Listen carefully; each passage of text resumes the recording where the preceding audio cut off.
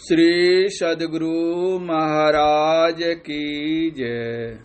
प्रातः स्मरणीय अनंत श्री योषित परमाराध्य संत सद्गुरु महर्षि में ही परमहंस जी महाराज का प्रवचन। अंतर में डूबने से चैन। प्यारे लोगों, जो अहम ब्रह्मास्मि अनलहक ऐसे शब्दों की पुकार करते हैं, उन्हें मैं ज्ञान मार्गी कहता हूँ। जो कहते हैं प्रभु हम तुमसे मिलना चाहते हैं, प्रभु के लिए पुकार लगाते हैं, मैं उन्हें भक्त कहता हूँ। ज्ञान मार्ग और भक्ति मार्ग को मैंने ऐसा ही समझा है। कुछ लोग निर्गुण उपासक को ज्ञानी तथा सगुण के स्थूल उपासक को भक्त कहते हैं।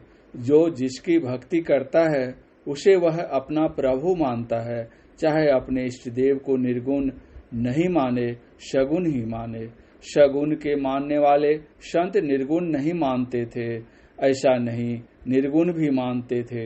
गोस्वामी तुलसीदास जी ने लिखा है, ही निर्गुण नयन ही सगुण रचना राम सुनाम। उनके हृदय में निर्गुण भरा था। तुलसीदास जी, दास जी, सूरदास जी एवं कबीर साहब की वाणी में एक ही बात झलकती है, संतो आवे जाए सो माया, है प्रतिपाल काल नहीं वाके, ना कहूँ गया न आया। 10 अवतार ईश्वरी माया, करता कै जिन पूजा, कहे कबीर सुनो हो संतो, उपजय खपे सो दूजा। संत कबीर साहब। रामचरितमानस में है, निर्गुण रूप सुलभ अति, सगुण जान नहीं कोई, सुगम अगम नाना चरित, सुनी मुनि मन भ्रम होई। भगत हेतु भगवान प्रभु, राम धरे हो तनुर्भूप, किए चरित पावन परम, प्राकृत नर अनुरूप। गोस्वामी तुलसीदास जी। गुरु साहब तो एक है, दूजा साहब आकार, आपा मेटे गुरु मिले, तो पावे करतार। कबीर साहब। अवतारी राम को जिस गद्दी पर तुलसीदास जी ने बिठाया, उसी गद्दी पर गुरु को संत कबीर साहब ने बिठाया। तुलसीदास जी के हृदय में निर्गुण भरा है, किंतु अपने अपने कहने का ढंग है। सगुण का अर्थ है गुण सहित, गुण को धारण करने वाला। जिसने त्रय गुण को धारण किया है उसे सगुण कहते हैं। जो निर्गुण ही निर्गुण मानते हैं, किंतु गुरु चरण में नेवते हैं, तो वे सगुण को भी मानते हैं। लीला सगुण जो कहीं बखानी, सोई स्वच्छता करई मलहानी। रघुपति महिमा अगुण अबाधा, बरनव सोई बर बारी अगाधा। रामचरितमानस बालकांड। रामचरितमानस में सगुण सरिता जल है, निर्गुण उसकी गंभीरता है। जो गंभीरता है उसका महत्व विशेष है। सगुण मिठास है।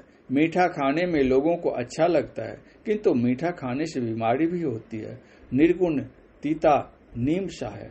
अविगत गति कछु कहत न आवे, जो गुंगही मीठे फल को रस, अंतर्गत ही भावे। परम स्वाद सब ही जो निरंतर अमित तोष उपजावे। मन वाणी को अगम अगोचर, सो जाने सो पावे। रूप रेख गुण जाति जुगुति बिनु, निरालंब मन चक्रित धावे। सब विधि अगम विचार ही ताते, सुर सगुण लीला पद गावे। अभिगत मतलब सर्वव्यापी। निरालंब होने के कारण मन उसे ग्रहण नहीं कर पाता है, चक्कर काटता रहता है। मन बुद्धि के पड़े जानकर सूरदास जी सगुण लीला पद गाते हैं। जिसने उसे पाया है, मन वाणी से आगे जाकर पाया है। तापर अकह लोक है भाई, पुरुष अनामी तहाँ रहाई। जे पहुँचे जानेगा साई, कहन सुनन ते न्यारा है। राधा स्वामी साहब। जब गुरु की मूर्ति मन माही ध्यान कहते हैं, तब कहाँ निर्गुण रहता है, सगुण हो जाता है। फिर जब अलख अपार अगम अगोचर कहते हैं, तो निर्गुण हो जाता है। निर्गुण सगुण किसी की पकड़ संतों ने नहीं छोड़ी। जाते जाते वे अंत तक चले जाते हैं। संतों की वाणी में अंतर साधना विषय पर विशेष जोर है। सगुण निर्गुण द्वैत अद्वैत त्रैत कुछ मानिए, खूब वर्णन कीजिए, हाथ में कुछ नहीं आएगा। अंतर में गोता लगाओ, तब पाओगे। जहां तक गति है वहां तक चले जाओ, तब जो पाओ सो असली है। तब सगुण निर्गुण क्या है, द्वैत अद्वैत क्या है, प्रत्यक्ष हो जाएगा। इस मतलब का विचार सुने। जिस विचार को लोग विशेष सुनते हैं उसको करने का मन होता है। संत लोग संतवाणी कहकर ध्यान करने के लिए प्रेरणा करते हैं। संत तुलसी साहब कहते हैं, सखी सीख सुनी गुनी गांठी बांधो, ठाठ ठठ सत्संग करो। सत्संग बहुत करें, इससे मिलता क्या है? प्रतिष्ठा से ऊंचे आसन से बैठते हैं, बड़े लोगों से मेल है, यह बाहर में देखे जाते हैं, किंतु संतुष्टि नहीं। संतुष्टि जिसमें है वह यह बात है कि संसार में छोटे होकर रहें, लेकिन आप बाहरी चीज में चंचल नहीं होवे। अपने को इतना समेटें कि एक बिंदुता प्राप्त कर लें, मन जमा हुआ रहे। उस समय आप कितना संतुष्ट होंगे, ठिकाना नहीं। यदि मिठास मालूम नहीं हो तो भी थोड़े से थोड़े काल ध्यान कीजिए तो उसका मिठास मालूम होगा। अंतर में डूबने वाले को जो चैन मिलता है, बाहर में भटकने वाले को नहीं। इसके लिए परमात्मा ने एक नमूना आपके अंदर दिया है, किंतु आप उस पर विचारते नहीं हैं। तंद्रा के समय में, स्वप्न जागृत के बीच में हाथ पैर में कमजोरी होती जाती है, चैन मालूम होता है, भीतर प्रवेश करते जाते हैं। अगर कोई थोड़ा सा भी खट खुट करे तो बड़ा दुख मालूम होता है। इसको कौन सुख कहे? 5 इंद्रियों में जो सुख रस मिलता है वैसा है या कैसा है, इसे भी तो नहीं बोल सकते। इससे जाना जाता है अंतर में डूबने से चैन मिलता है। अंतर में डूबते डूबते जब अंतिम गति तक पहुंचोगे तो किसी से पूछना नहीं पड़ेगा कि क्या है। सत्संग में खास करके यह बात बताई जाती है कि अंदर में डूबते जाओ, यात्री बनो। जैसे जगन्नाथ के यात्री चलते हैं, यह भक्ति है। इसी तरह से अपने अंदर में डूबो। संत लोग कहते हैं, हाथ पैर को मत डुलाओ, मन को अंतर में चलाओ। मन चलते चलते फिर आप चलेंगे, पहले मन के साथ साथ आप चलेंगे, जैसे दूध में घी रहता है। सहस्र कमल दल पार में मन बुद्धि हिराना हो, प्राण पुरुष आगे चले सोई करत बखाना हो। तुलसी साहब, फिर मन से छूटकर आप स्वयं चलेंगे, यह पड़ा भक्ति है।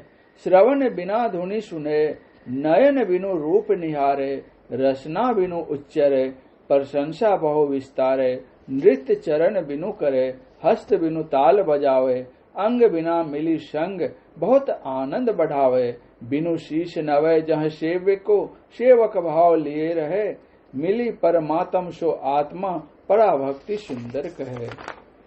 यहाँ संसार में अंग से मिलता है, किंतु वहां तो बिना अंग के ही संग होता है। इसे हम लोगों को करना चाहिए।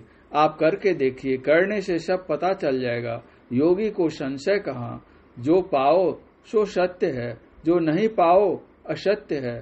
भौतिक विज्ञान वाले एक चीज दूसरे से मिलाकर तीसरी चीज बनाते हैं। यह तो बाहर की बात है।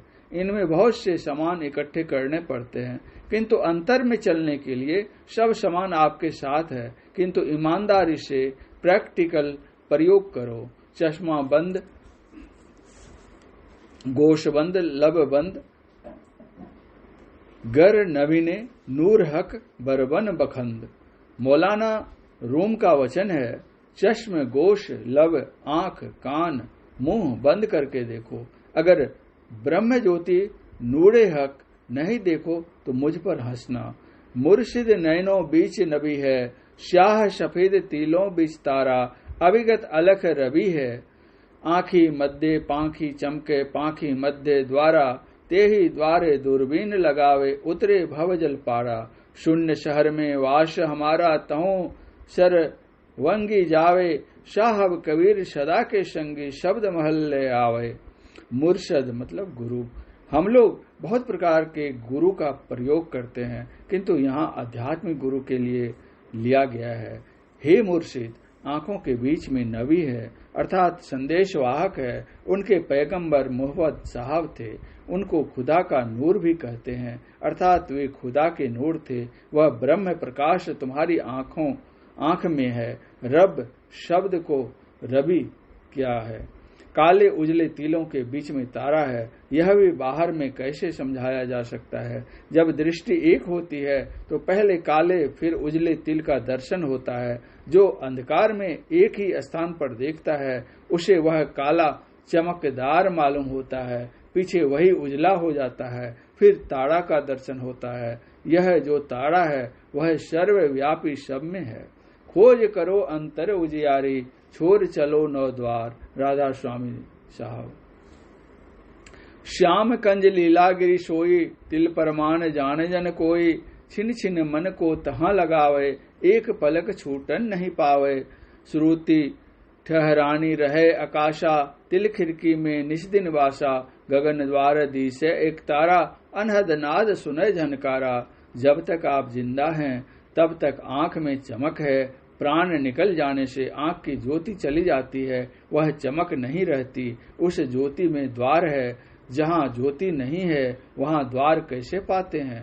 एक स्थान में देखने से, एक बिंदुता प्राप्त होने से ज्योति मंडल में पहुँचता है। दृष्टि योग करने से शून्य शहर में वास होता है। सर्वंगी जो अंग में हो, सदा के संगी सब शरीर में सदा व्यापक है। उस शब्द की महिमा क्या है? जो सदा के संगी परमात्मा हैं, उनके महल में वही शब्द ले जाएगा। कबीर साहब कहते हैं परमात्मा सदा के संगी हैं, उस महल में शब्द ही ले जाएंगे। संतों की वाणी में दृष्टि योग और शब्द योग सूक्ष्म साधना है, किंतु स्थूल में नाम जपत अस्थिर भया, ज्ञान कथत भयालीन। सुरति शब्द एके भया, जल ही होएगा मीन। नाम जपत कुष्टि भला, चुई चुई पड़े जो चाम। कंचन देह के ही काम का, जा मुख नाही नाम। कबीर साहब। वर्णात्मक जाप स्थूल है, गुरु की मूर्ति यह स्थूल रूप ध्यान है। इसके बाद है दृष्टि योग और शब्द ध्यान। शब्द ध्यान वहां तक ले जाता है जहां की शब्द विलीन न हो जाए, वहां देखना सुनना सब बंद हो जाता है, वहां निहि शब्द परमात्मा मिलते हैं। परम पूज्य गुरुदेव का यह प्रवचन पूर्णिया जिला विशेषाधिवेशन मोकामा में दिनांक 25/12/1950 ईस्वी को प्रातःकालीन सत्संग में हुआ था। श्री सद्गुरु महाराज की जय।